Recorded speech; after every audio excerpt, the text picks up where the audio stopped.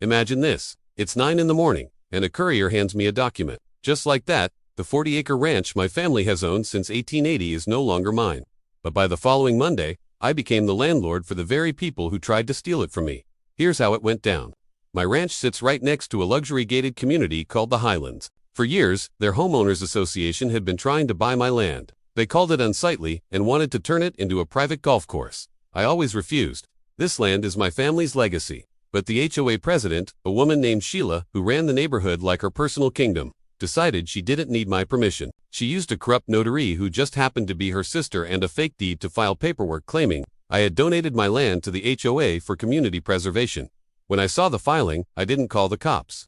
I called my uncle, who happens to be one of the best real estate litigators in the state. We didn't just ask to get the land back. We filed a massive civil suit for fraud and emotional distress.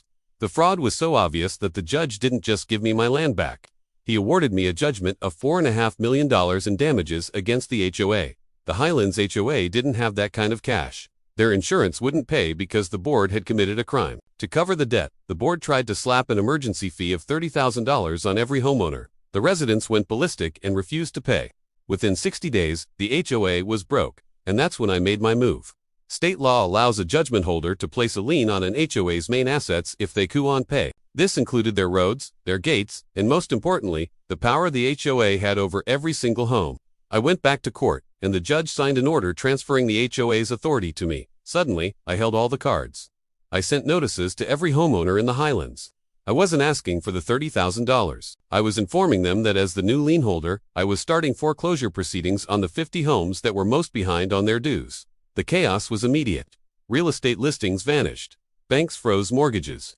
Sheila tried to run, but I had already put a lien on her personal property too. In the end, the homeowners had to sue their own board members to pay me. I eventually settled, but not before the HOA was legally dissolved and the gates were torn down.